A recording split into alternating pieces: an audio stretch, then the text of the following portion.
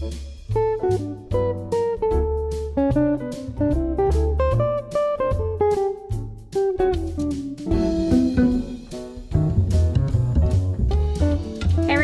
is Denise from LoomaHat.com, and in today's video I'm going to teach you how to pick the right size loom for your hat.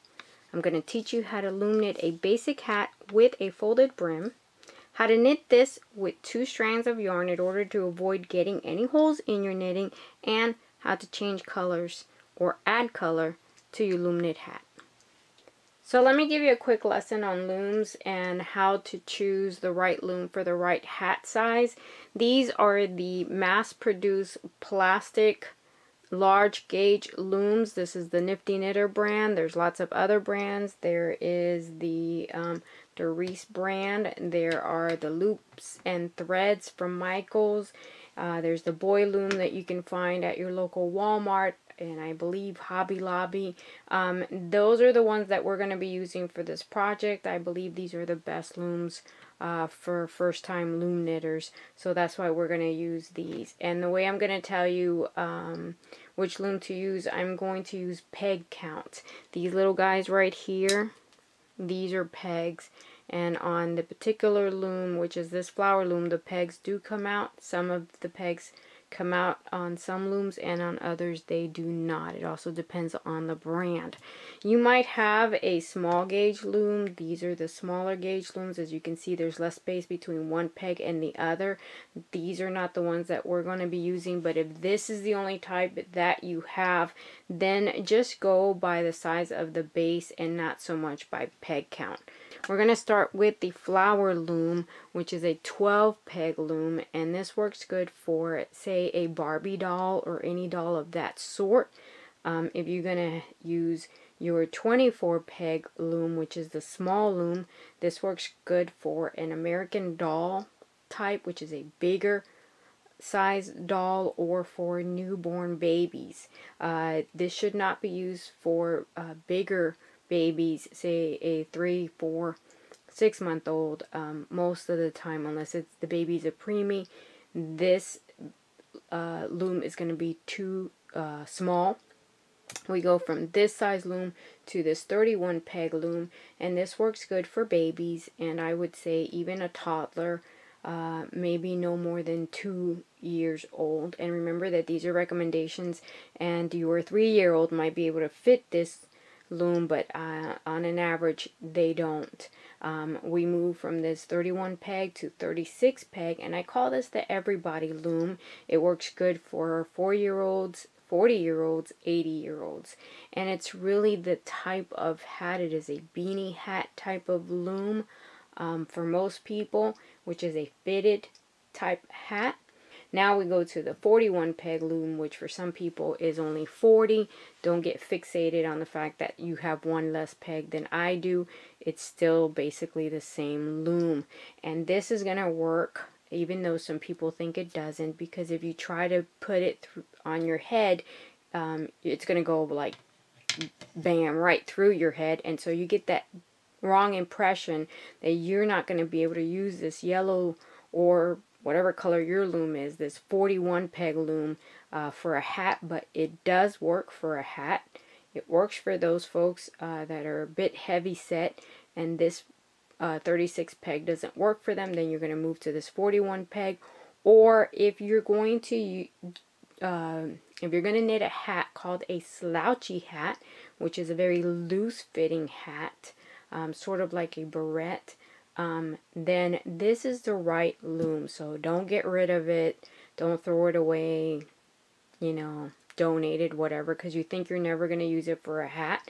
Not only does it work very well for hats, it works really good for shawls and for, gosh, a whole lot of things. So, you know, hold on to it, and I promise you, you'll be happy that you did. So there's your quick course on how to pick the right size loom for the correct recipient. Okay, let's keep going. Okay, I'm going to start my project on a 36 peg loom, which is for an adult, but what I'm going to show you, this knitting project, will work on any size. So go ahead and get the correct loom for your recipient. Don't worry what I'm going to do is going to work regardless of the size of your loom. As I had said before, we are going to use 2 strands of yarn. If you have any weight that is not a chunky or super chunky, which is like the 5 or the 6, and when I say those numbers, I'm talking about the little numbers on the back of your label if your yarn has a label. I have lots of yarn that doesn't have label, and I usually just by looking at it I can tell what the weight is. I will tell you that usually when somebody donates yarn or gives it to you or whatever, it's usually this size. It's that medium weight yarn, and if you don't use 2 strands you're gonna have holes, so you can choose to either pull from the side like this and the back, or if you have 2 of them you can bring them together, or if you know, if they're wrapped up and they're like, you know, little rolls like this, then just use 2 of them. Whatever you need to do to get 2 sources of yarn so you can bring them together and knit like this, you know, you figure out what works best. Now when you have them together, we're going to go ahead and create a slip knot if you can. If you cannot create this slip knot that I'm going to do now, you can always just wrap your yarn around this anchor peg. This is an anchor peg here, and then just start wrapping from there. But if you can make a slip knot, then that is your better option because your yarn is more secure. So let's make one, and we're going to take our working yarn. This is the working yarn, and you're going to wrap it around your finger. Now there's different ways to make a slip knot. This is my method. If you know a better one, then by all means use it. Once I have this sort of like a T on a cross on my finger, I remove this loop from my index finger and I bring a new loop through it. Right? I feed it through that little top portion and I pull it out to create another loop. And at that point, as you can see, the yarn slips. Okay?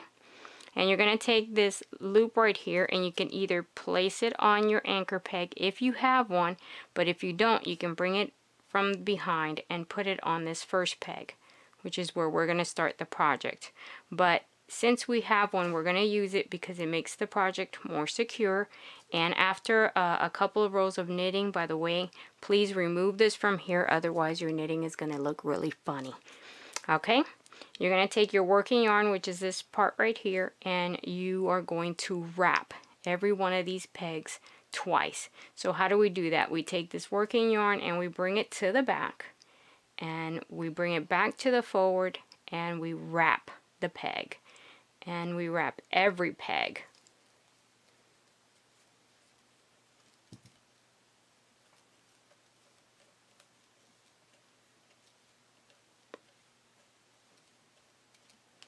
Okay, so this is your first row of loops, and in order to loom knit you always need 2 rows. Now you have 2 loops, but remember that we're knitting with 2 strands as one, so this only counts as 1.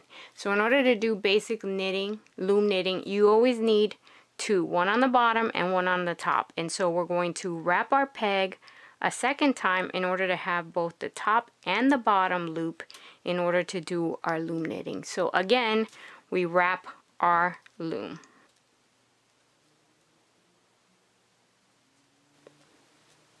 Take your knitting tool, and we're going to start off with this peg. It's always a good idea that where you left off, this was the last one you wrapped, the last one you wrap is going to be the first one you knit, and that's going to avoid all of these other ones getting unraveled, which would really be upsetting. So you take your hook, and we're going to go ahead and go looking for these bottom loops, which in this case are 2.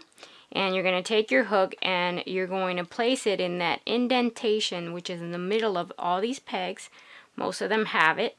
And you're going to grab those 2 bottom loops and you're going to knit off. You're going to knit them up and over the top row of loops. And then you're going to come here to your next one and you're going to do the same thing. And that's it. That's all that it takes in order to loom knit. Just grab that bottom row of loops and bring them over the top. and just keep going. Okay, so we finished the first row, and as you can see by looking inside, you can see what that first row looks like. And how do you create a row is by just continuing to wrap every peg, and then you come back and do that same process of knitting off by taking the bottom loop over the top loop, which is called a knit off. And after you have at least 3 of those rows, you're going to go ahead and remember to release this. And how do you release it? I'm going to take it off now because I can manage, it's okay. So I just take it off of that anchor peg and I push it to the back so I can continue to knit. Now as I continue to make my rows, these are actually creating the brim of my hat, right? So here you have the little hat that I showed you at the beginning, and this has a 2-inch brim. And I'm going to give you a quick formula to help you figure out, you know, whatever size brim you want, whether it's 1 inch, 3 inches, 6 inches, however, whatever size you want your brim to be. You should know that if you're using worsted weight yarn, which is this regular weight yarn, and you're using 2 strands of 1 on a large peg loom, 4 rows of this type of knitting will give you 1 inch. So if you want a 2-inch brim and you're doing, you know, 4 rows per inch, then you know that you need what? 8 rows to make 2 inches. But this is a folded brim, which means you have to multiply that by 2 because half of it is on the inside and half of it is on the outside. So 8 times 2 is 16, which means in order to make a 2-inch brim, I will need 16 rows. Now, people knit differently. Some folks knit tighter and yours might be a little off. You might loom knit a little looser, and so it might be a bit wider, but overall that tends to be what works. Alright, so let's continue going. In my case, I need 16 rows in order to create my 2-inch brim, so I'm going to continue to wrap my pegs and knit off just as I have been doing for that last row. Okay, so go ahead and do that. Get the number of rows that you need knitted, and we'll continue on your next part. Okay, so I knitted the number of stitches, the number of rows that I wanted for my folded brim, and now I'm ready to go to the next step. And the next step is to mount these loops back on my loom. And what you're going to do is you're going to go and look for that very first row that you knitted, and it'll have like really big loops in comparison to the other ones. Loom knitting tends to do that. So it's kind of, if you look real good, you're going to see that they do look different, and it makes it easier to find.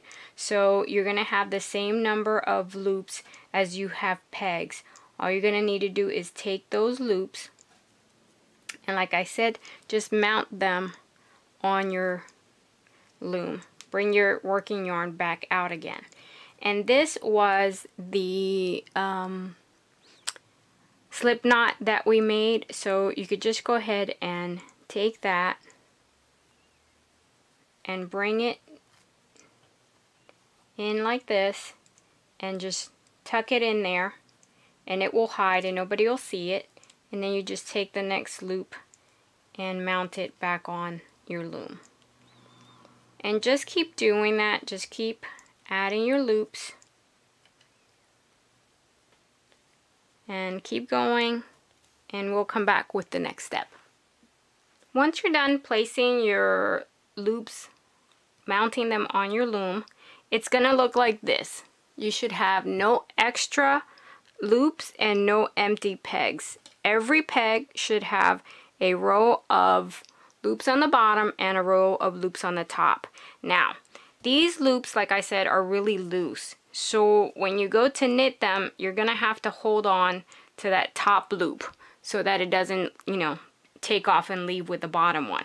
So I'm going to start here where I always start. This is my first peg, and I'm gonna go ahead and knit off, take that bottom one over the top.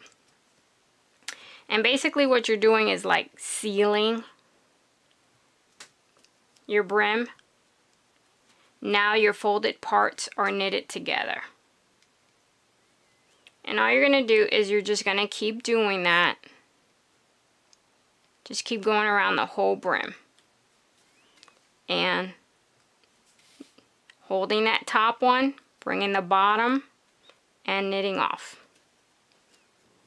When you're done knitting, you'll have one row of loops on each peg. And now you're ready to go to the next step. And the next step for us is that we're going to change colors here. You don't have to do it right here. You could just continue to knit in whatever color you're knitting.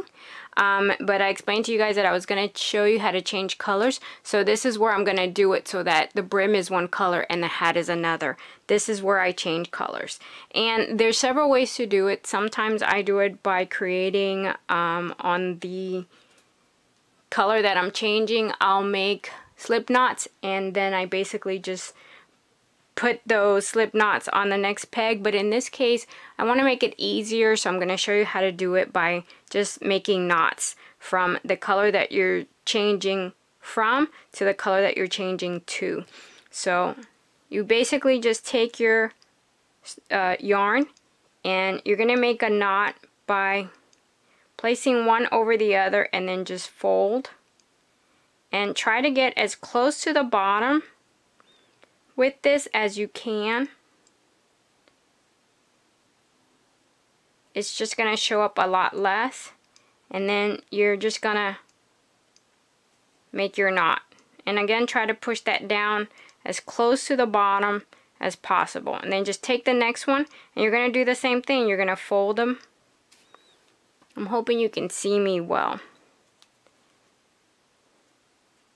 You're going to fold them like that. And just bring it down and make a knot. And that's it. You've gone from knitting in orange to knitting in yellow, or whatever colors it was that you chose to do. Now, by the way, you don't have to change both of them. You can decide to change just one of them, and then you'll get that sprinkled look where you have, you know, two colors being knitted together. Okay, but if you want to just go from one solid color to another solid color, this is how you're going to do it. And then all you're going to have to do is just keep going, just like you've been doing. Sorry. You're going to wrap your pegs, and then you're going to continue knitting. And it all is going to depend on the number of rows are going to depend on what size hat are you making. I have a chart on my page that you can visit, and I'm going to give you a link to it, and you can go there and it's going to tell you how many rows you need for the hat that you're going to make. Okay, so this is a 36 peg loom, and I'm making this hat for an adult, and most adult hats are 8 inches. Now my brim is already 2 inches, and so what I need to do is make 6 more inches. And so I'm going to use that rule where I'm going to say, you know, for every inch I need 4, right? And so since I want to do 6 inches, 6 times 4, 24, right? And so I'm going to do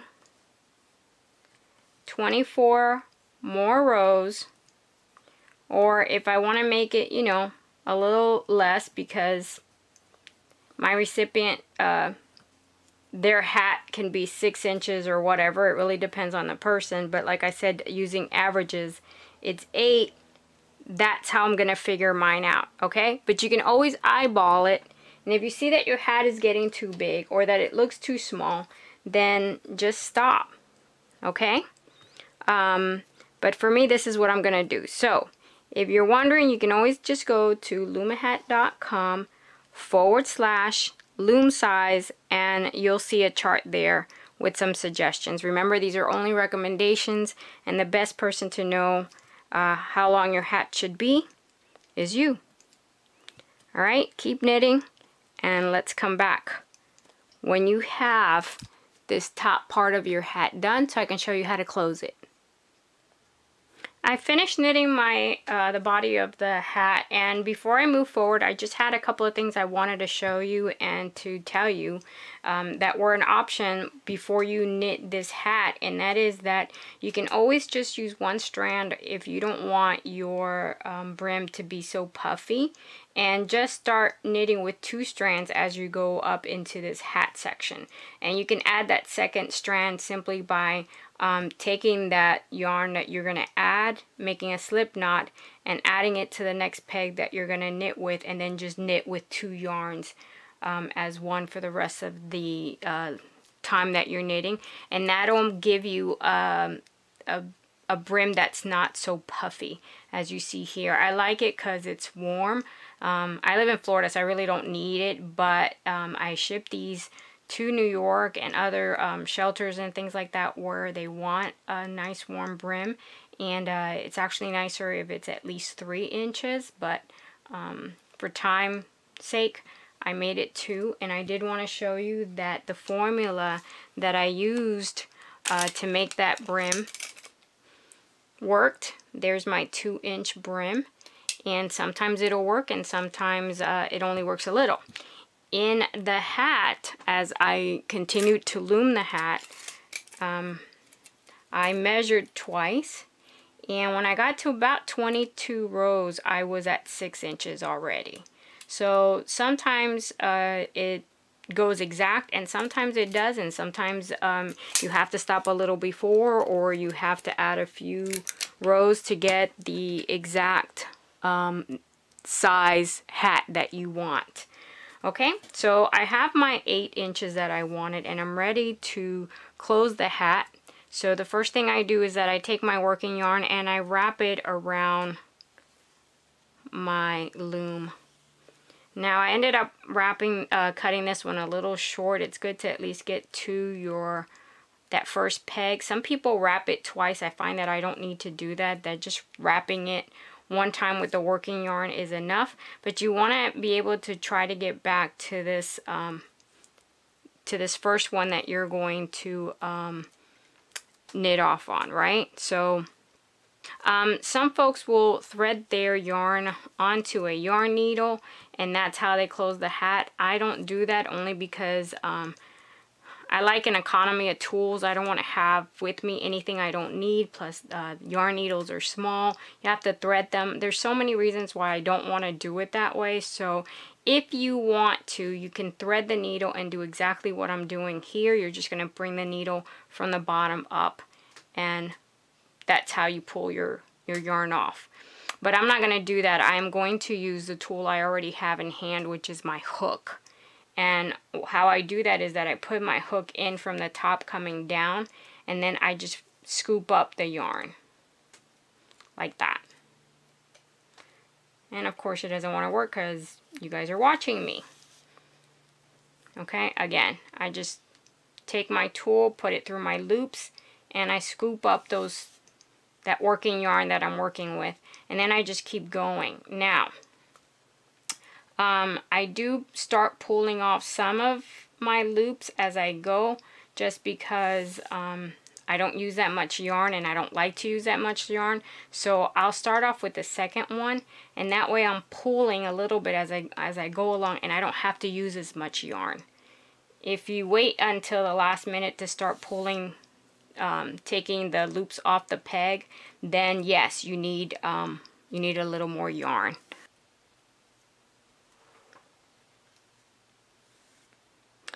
Okay, this was the first one that I had done, and I'm going to pull my yarn through that one again. And as you see, I was pulling the loops off the peg as I went along. I'm going to pull these last few that I have left over. And the reason it's called a gathered method is because your hat is gathering together, right? It's coming together. So here's my last one to pull my hat off the loom. And now I have this piece of yarn right here. I put my loom away, and all I have to do is grab this one string and pull on it. And now, a couple of things. You're going to decide whether this is the front side of your hat. I did want to show you that I sometimes actually turn them over because I like this stitch. This stitch is called a purl stitch, and it is the reverse side of this, which is the knit stitch. And so I use this one for boys' hats, and I like this one. This is my preference, and I like this for girls' hats.